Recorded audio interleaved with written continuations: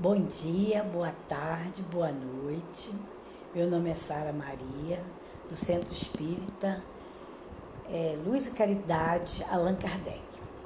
Vamos agora continuar fazendo o estudo do Livro dos Médiuns, no capítulo 2 do Maravilhoso Sobrenatural.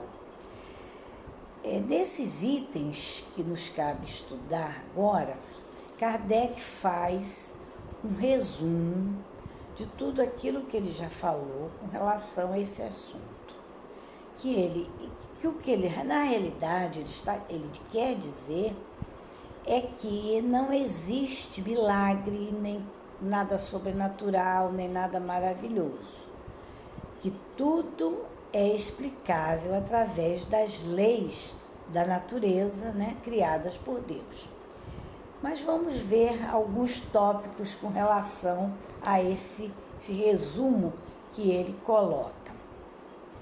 Todos os fenômenos espíritas têm por princípio a existência da alma, sua sobrevivência ao corpo e suas manifestações. Quer dizer,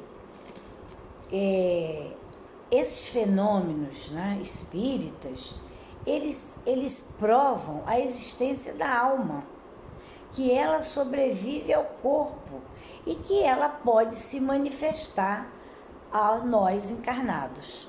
Isso é uma coisa que não tem como alguém dizer que acredita nos fenômenos espíritas se a gente não acredita na existência da alma, e que essa alma sobrevive à morte física, e que ela se manifesta. São 3 princípios básicos da doutrina.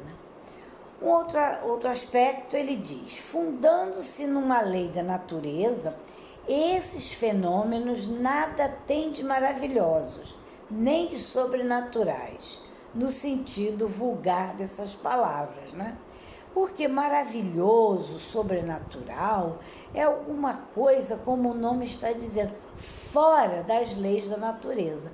Por exemplo, sobrenatural, quer dizer, além do natural, Quem criou as leis da natureza foi o nosso Criador, foi Deus, Então, não existem, vamos dizer assim, fatos, alguma coisa, que não possa ser explicado pelas leis da natureza que Deus criou. O que nós entendemos é que nós não podemos sim entender, às vezes, as causas, daquele efeito que está se apresentando aos nossos olhos. A gente não entende ainda essas causas, mas estão todas dentro das leis naturais, sempre dentro das leis naturais. Continua Kardec: muitos fatos são tidos por sobrenaturais porque não se lhes conhece a causa. Atribuindo-lhes uma causa, o Espiritismo os repõe no domínio dos fenômenos naturais, Então, tudo aquilo que se diz que é sobrenatural é porque a gente não conhece as causas que regem aquele determinado fenômeno. Quando a doutrina espírita mostra a causa, então ela tira, retira aquele fenômeno das coisas sobrenaturais, e recoloca, vamos dizer assim, nos fenômenos naturais. Continua Kardec: entre os fatos qualificados de sobrenaturais, muitos há cuja impossibilidade o Espiritismo demonstra, incluindo-os em um número de crenças supersticiosas. Quer dizer, de um modo geral, as pessoas, os povos, em todos os tempos, como não entendiam as coisas muito bem, diziam que determinados fatos eram sobrenaturais, Mas acontece que algumas coisas que são ditas como sobrenaturais, elas, na realidade, elas não existem, elas são supersticiosas. Não é uma lei que a gente não saiba a causa dela e que a doutrina espírita explica. Não, não é isso. São fatos que são ditos, que aconteceram, mas que na realidade eles não existem. É uma superstição muito própria, né, dos povos, né? Isso sempre existiu, continua existindo a superstição. Kardec continua falando. Se bem reconheça um fundo de verdade em muitas crenças populares, o Espiritismo, de modo algum, dá sua solidariedade a todas as histórias fantásticas que a imaginação ha criado. Quer dizer, ele admite, sim, que há um fundo de verdade, né, em alguns fatos, né, das crenças populares. Mas ele não pode, vamos dizer assim, se solidarizar com todas as histórias fantásticas, né? Foram criadas pela imaginação das pessoas, dos povos. E acaba sendo uma coisa tão falada, tão aceita, né? Que na realidade são apenas supersticiosas. Porque esses assuntos, vamos dizer assim, da doutrina, que só a doutrina explica, mas a doutrina tem como explicar, principalmente através do conhecimento que nós passamos a ter, nós espíritas, né? Passamos a ter o conhecimento do corpo, que a gente chama perispiritual, que é uma ligação entre a alma e o corpo físico. Através desse corpo perispiritual, que é feito, vamos dizer assim, do fluido cósmico universal, é que a gente pode entender uma série de fenômenos ditos sobrenaturais, mas que na realidade eles são explicados pela doutrina espírita, não é? Continua Kardec.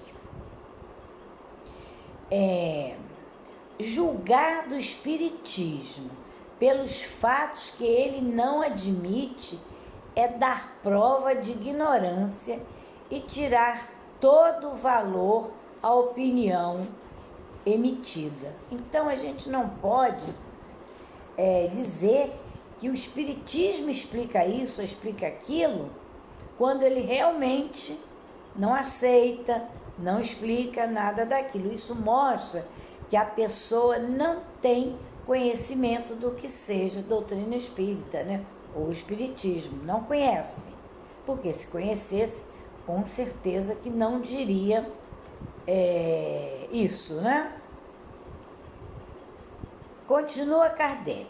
A explicação dos fatos que o espiritismo admite, de suas causas e consequências morais,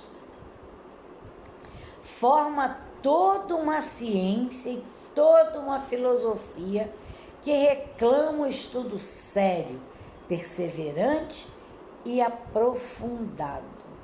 Então, esses fenômenos que são pelas pessoas que não conhecem a doutrina espírita, que elas dizem que é sobrenatural, que é uma coisa fantástica, milagrosa, não é?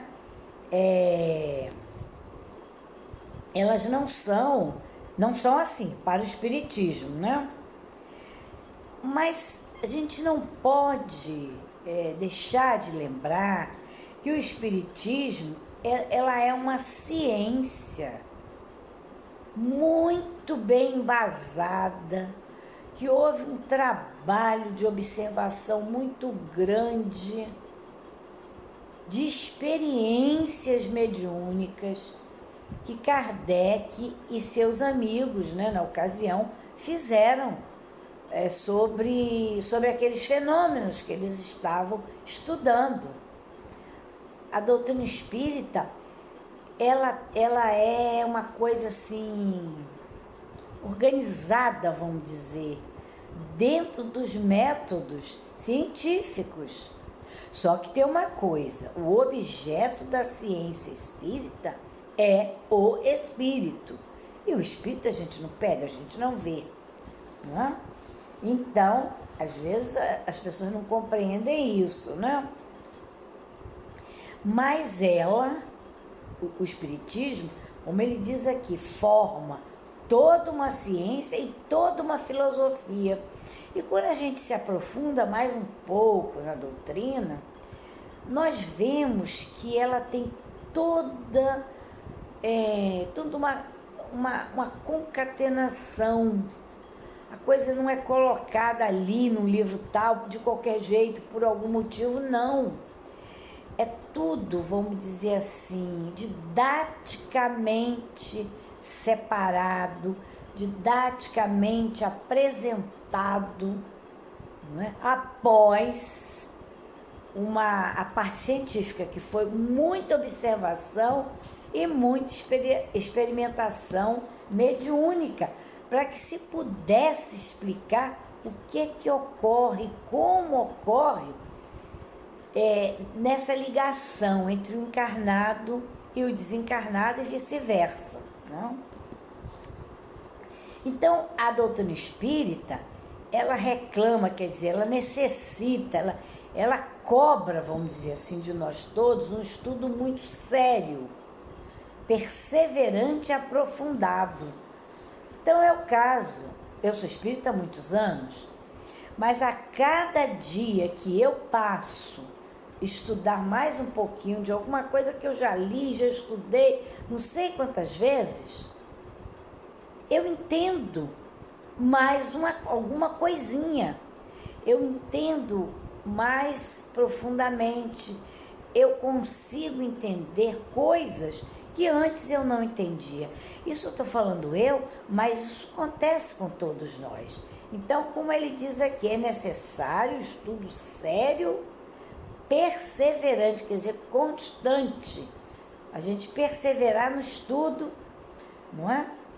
E se aprofundar na doutrina espírita. Quanto mais nós estudamos, perseveramos nesse estudo e aprofundamos esse estudo, melhor nós vamos compreender todos esses fenômenos que são ditos inexplicáveis.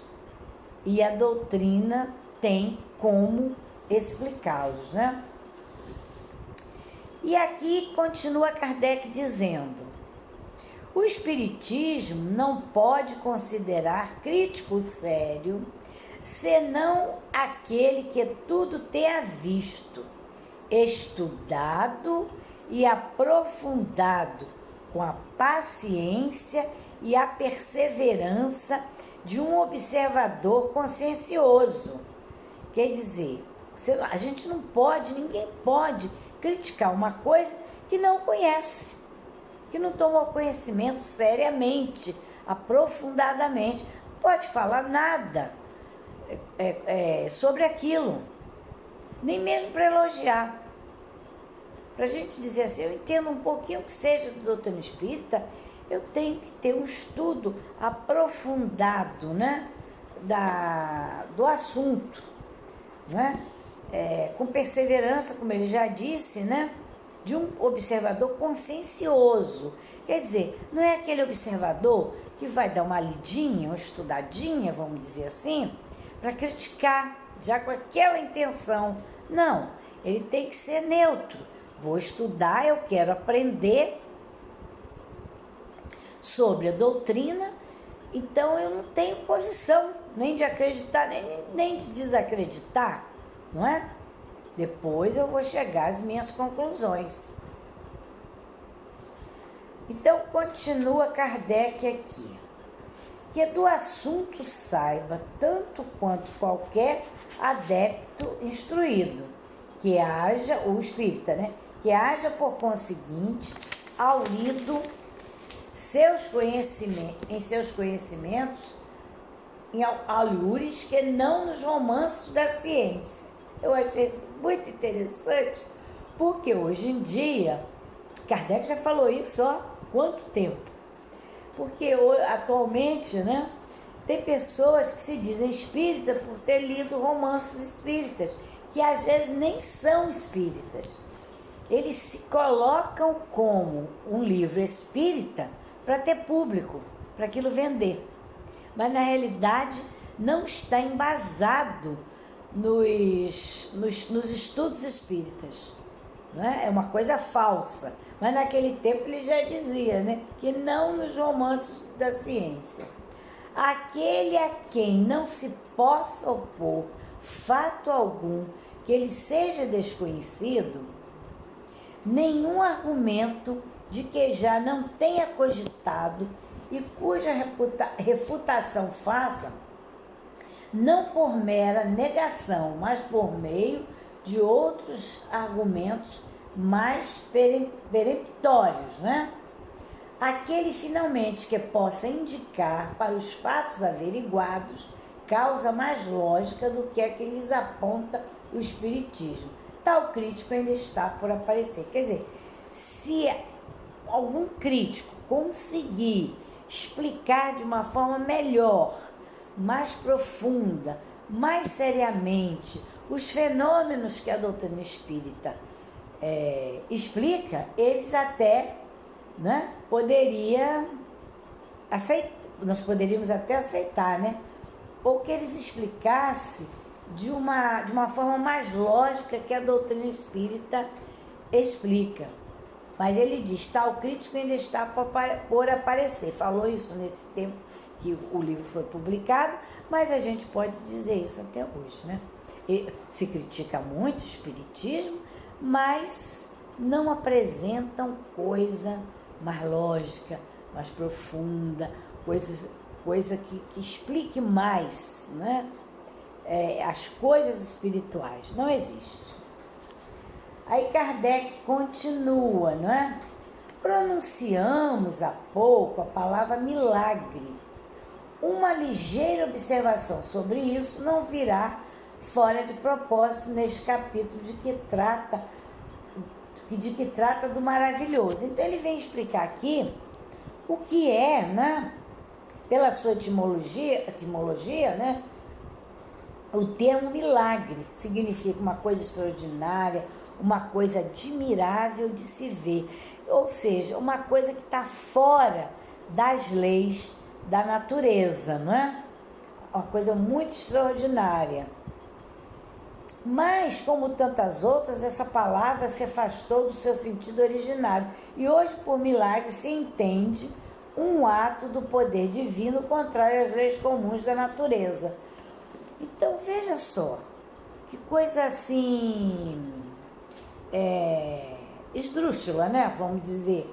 Porque, vamos dizer, milagre hoje em dia se entende como um ato do poder divino contrário às leis comuns da natureza. Qual seria a lógica de um Deus que é extremamente sábio, não é? É infinito em suas perfeições, como é dito no Livro dos Espíritos, que Deus é finito em todas as suas perfeições. Como é que ele iria criar leis e derrogar essas próprias leis? Não tem sentido, tem? Não teria sentido isso, né? Realmente, né? A gente tem que entender isso. Aí ele coloca aqui, olha, de nenhuma forma entram em nossas cogitações indagar se Deus é julgado útil em certas circunstâncias, derrogar as leis que ele próprio estabelecera. Existiu alguma vez que Deus fez isso? Não sabemos, mas muito provavelmente não, porque ele é infinito em suas perfeições, né? Então ele diz aqui, nosso fim é unicamente demonstrar que os fenômenos espíritas, por mais extraordinários que sejam, de maneira alguma derrogam as leis de Deus, que nenhum caráter tem de miraculosos, do mesmo modo que não são maravilhosos ou sobrenaturais. Não tem lógica Deus criar determinadas leis que a gente entende como leis imutáveis, leis sábias, ele derrogar suas próprias leis. Não tem sentido nenhum, não é? Então a gente vê, o milagre, ele não tem explicação. No entanto, os fenômenos espíritas, eles são explicáveis racionalmente. Quando a gente começa a estudar os fenômenos espíritas, estudar principalmente esse corpo perispiritual que nós temos. Porque quando, de repente, uma criança vê na casa dela, ou o médium vê na reunião espírita um espírito, alguém desencarnado, o que ele está vendo na realidade, a criança também, né? Isso acontece muito, ele está vendo é o quê? É a alma revestida no seu perispírito. Ela já desencarnou no corpo de carne, não tem mais, mas ela ainda tem o perispírito.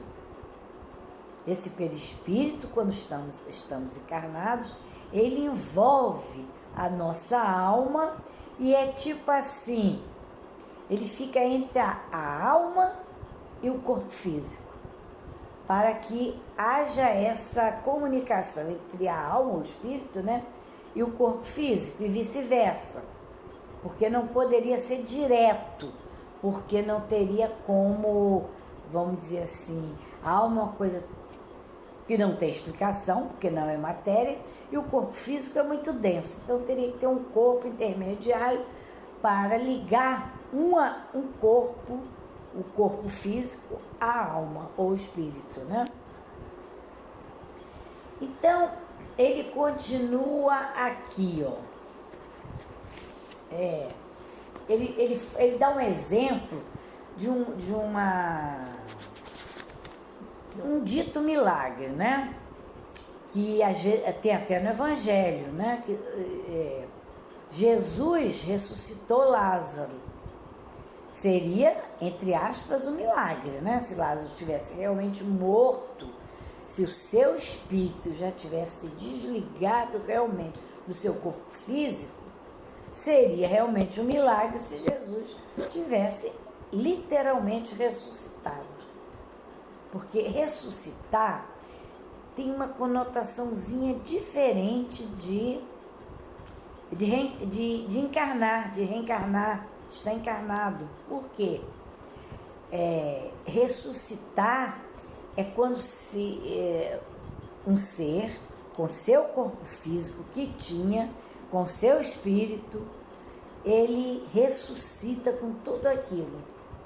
E a gente sabe que o corpo físico, quando ele vem à morte, seus átomos, suas moléculas, elas vão se desintegrar e vão habitar novos corpos. Não teria como acontecer